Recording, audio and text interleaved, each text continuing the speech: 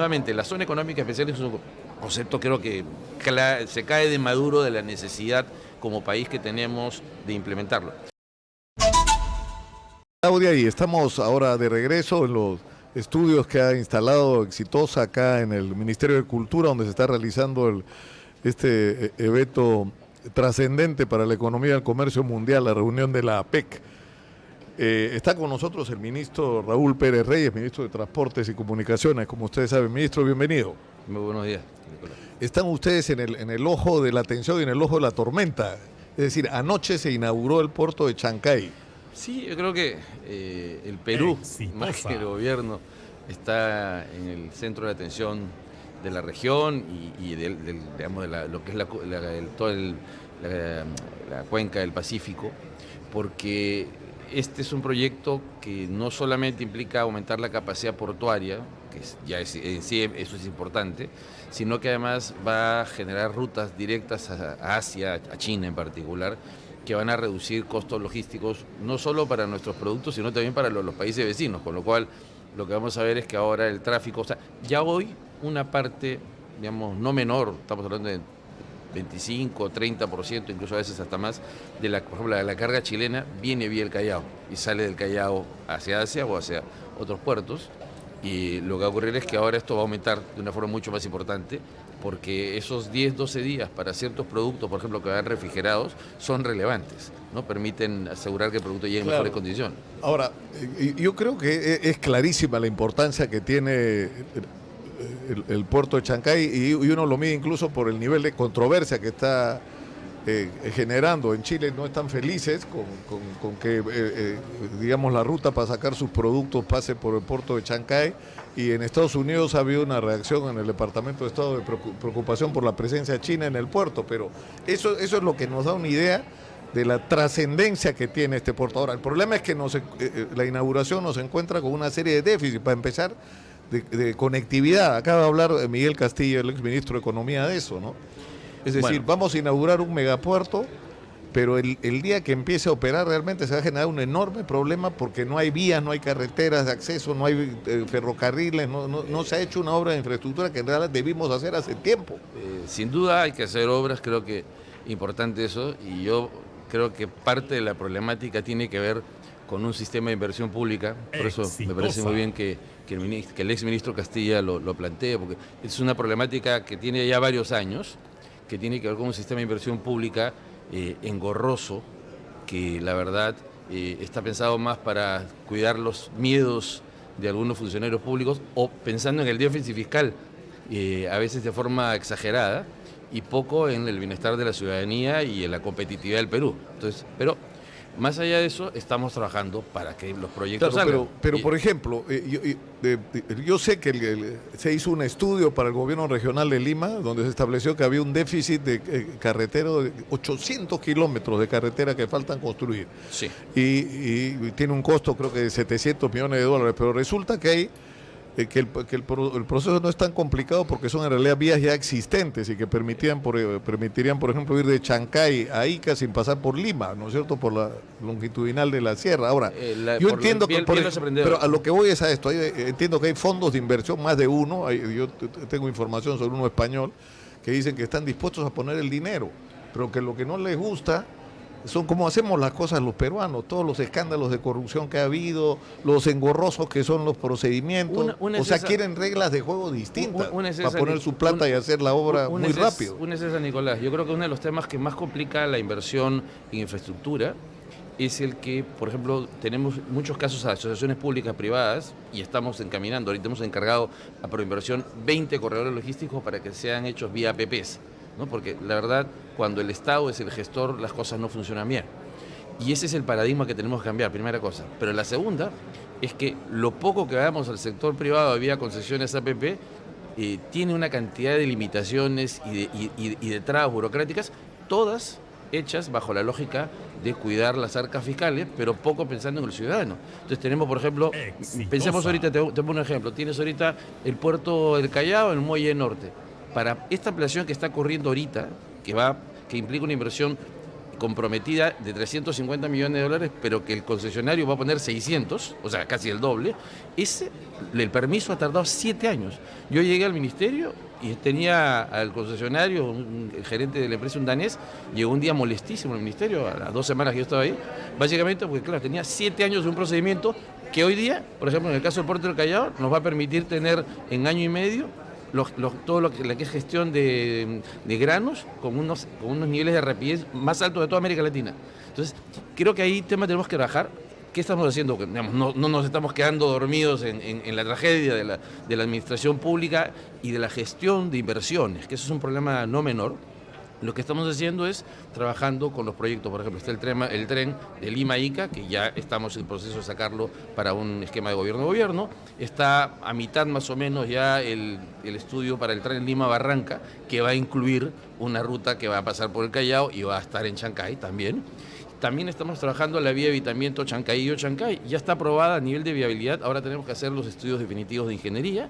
También tenemos ya en proceso el par vial en la variante de Pasamayo para que hayan 2 carriles más que permitan que los 2 carriles que vienen por abajo vayan en un solo sentido y estos 2 nuevos carriles van a ir en el sentido contrario para que toda esa vía sea usada por camiones, o sea, en lugar de que tengan solo... Ahora, pero el problema es que eso hay que hacerlo rápido, sí. Hay que hacerlo con transparencia. Totalmente. Pero ya, ¿no? Es decir, es más, ya sí.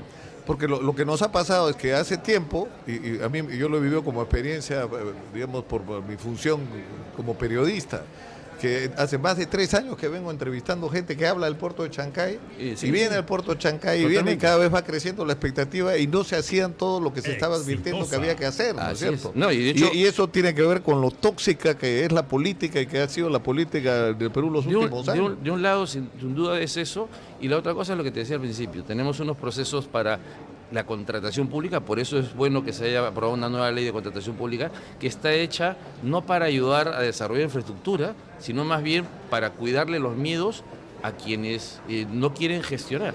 Entonces, parte de nuestro trabajo ahora es sacar esos proyectos y estamos trabajando justo en esa línea, ¿no? Ahora, el puerto de Chancay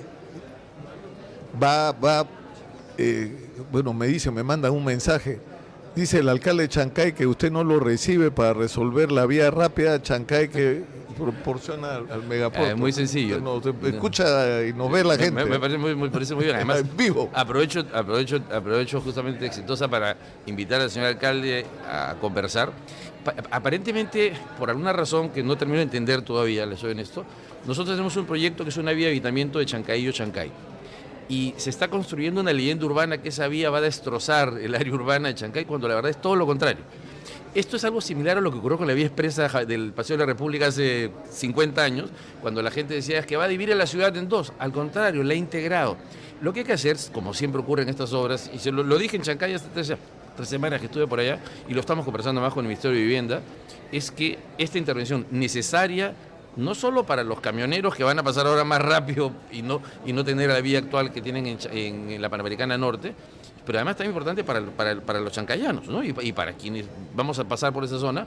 Esa es una obra que puede tranquilamente convivir con un desarrollo urbano. O sea, no hay necesidad de pensar que es o la vía de evitamiento o el desarrollo urbano. Los dos pueden trabajar conjuntamente. Y yo la verdad aprovecho, como digo, o sea, va a haber, el alcalde de Chancay, que no puede estar tranquilo, va a haber reunión con él para resolver este tema. Por supuesto que sí. Claro. Ahora, ministro, la zona económica especial, que es he visto por acá pasar al presidente de la Sociedad Nacional de Industria hace un rato. Ellos han estado muy comprometidos con este tema, incluso en un contexto más amplio, establecer una legislación en el Perú que promueva las zonas económicas especiales, ¿no es cierto? Pero ahora estamos hablando de Chancay. Hubiera sido ideal que la inauguración ayer fuera de la mano con el anuncio de la creación de una zona económica especial y de una autoridad y de parámetros, ¿no?, en todos los sentidos, de cómo van a funcionar las cosas ahí, ¿no? Sí, mira, yo creo que la zona económica especial creo que tiene ya un consenso como concepto, particularmente en la zona de Chancay. La discusión es si vamos a Tancón o no. Yo creería que sí, la verdad, pero es claro, un tema la primera discusión era el área, porque sí, el proyecto al comienzo era muy restringido, o sea, era prácticamente hacer una aduana, ¿no? Te voy a poner un ejemplo. Estuvimos conversando con una empresa que estaba evaluando una planta de ensamblamiento de vehículos eléctricos Y cuando le hablábamos de que podían utilizar el parque del parque industrial de Ancón, que tiene como casi 780 hectáreas, ellos nos dijeron que ellos necesitaban 900 hectáreas, ¿no? O sea que no les alcanzaba para hacer una sola fábrica. Y por eso es que estamos ampliando las zonas incluso para uso industrial también, en general en toda la zona, ¿eh? Pero nuevamente, la zona económica especial es un concepto, creo que se cae de maduro de la necesidad como país que tenemos de implementarlo. Hay que corregir los errores de las otras zonas económicas especiales que no han funcionado o han tenido un funcionamiento muy, muy limitado. Aquí, básicamente, la discusión, y la razón por la que esto no salió tan rápido, es porque estamos discutiendo cuál va a ser la velocidad a la que nos movemos hasta el 15%, que es el Claro, umbral, la discusión, ¿no?, es cómo va a ser el régimen tributario. Ahora, Miguel Castillo decía una cosa que es cierta. Ya tenemos una ventaja comparativa. O sea, la idea es crear. Polo Monzón, que yo lo cito porque la primera propuesta que yo escuché consistente de la creación de una zona económica especial la hizo él, y la hizo ante la gente del gobierno regional, en un evento que convocó el gobierno regional de Lima. Pero lo que él dice, la zona debe ir desde Huacho hasta el Parque Industrial de Ancón. Y hay que establecer zonas específicas donde qué actividad se va a desarrollar, es decir, refinería, desarrollo de energía renovables, industria, parques tecnológicos, data centers, ¿no es cierto? Claro, todo ese tema de la... Ya.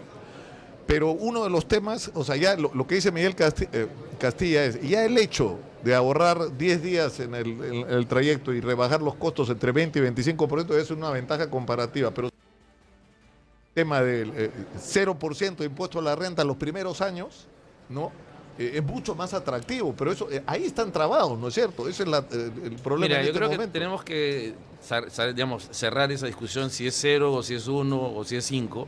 Ahora, la verdad es un tema medio empírico, porque los primeros años las empresas en cualquier negocio no tienen utilidades, o sea que probablemente en los primeros años no paguen impuesto a la renta, así que creo que ahí hay una discusión que tenemos que hacer un poco más fina, como decían antes. No sé si bizantina, pero creo que tenemos que hacer un poco más fina la discusión, porque el debate entre 0 y 5 en los primeros años podría de repente empíricamente no ser tan relevante, ¿no? Y creo que lo más relevante aquí es lo que se ha estado diciendo justamente, es que primero esto tiene que estar orientado a actividades de exportación. O sea, somos un país claramente exportador. Creo que una de las cosas que tenemos que hacer, Nicolás, es tener claro y comprarnos la realidad que ya tenemos, y es que somos un país exportador. O sea, a veces nos miramos mucho hacia adentro, pero la verdad somos un país exportador. Y lo que tenemos que hacer es reforzar eso. Pero claro, hoy día exportamos minerales y productos agroindustriales. Hay que comenzar a pensar en exportar vehículos ensamblados acá a Argentina, a Chile. ¿Qué es el proyecto de BID, ¿no es cierto? Ellos quieren montar una superplanta en Chancay y de otras empresas que también están hablando de lo mismo. O sea, porque hay un efecto de aglutinamiento, y entonces cuando llega uno grande, los otros grandes que no lo veían, o medianos que no lo veían viable, comienzan a aparecer. O sea, hay un efecto de aglomeramiento importante, y también están apareciendo negocios, por ejemplo, data centers. Y hay una empresa que está evaluando ahora en el marco de la PEC, que nos ha anunciado en las reuniones bilaterales que están ya bien avanzadas sus decisiones para poner data center en el Perú, que es el negocio del futuro. O sea, hay una cosa que muchos no conocemos. Mientras que el resto de América Latina tiene problemas de energía eléctrica, en el Perú, la verdad, no hay un problema, en la zona urbana al menos, no hay un problema serio de insuficiencia eléctrica. Ahora cuando nuestros hermanos en Ecuador, en Venezuela... 50% de... Claro, acá ni nos enteramos del problema, energía, porque tenemos un sistema eléctrico que durante años se ha hecho con buenas reglas y que funciona bien.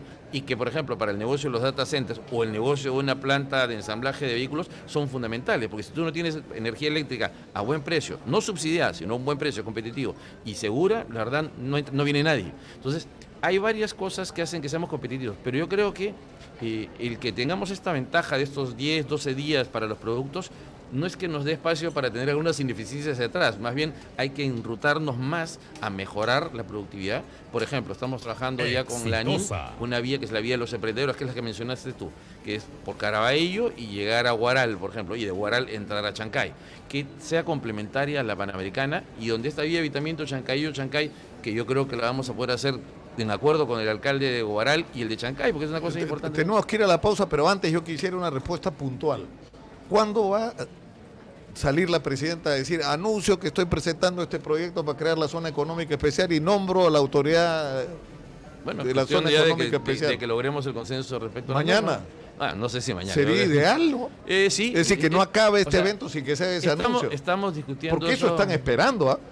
Hay inversionistas que están acá, que están esperando. Acuérdate que eso es un tema que también se debate en el Congreso, no solamente es una decisión de poder. Claro, pero por lo menos el anuncio de que esto va. Bueno, obviamente, yo creo que lo que hay que hacer es consensuar primero la solución antes que salir a hacer un anuncio tan apresurado. Lo que tendría que hacer la presidenta, en todo caso, es sentarse con el ministro de Economía y no pararse de la mesa hasta que acaben esta discusión. Lo hace con mucha frecuencia y con todos nosotros también. Pero hacer una y no pararse hasta que. No nos paramos hasta que se queden 2 días, no importa. Nos vamos a la pausa, regresamos. Por favor, le vamos a robar un poco más de tiempo. Estamos en Exitosa, 95.5 en la FM en Lima, canal 34, Movistar. Volvemos.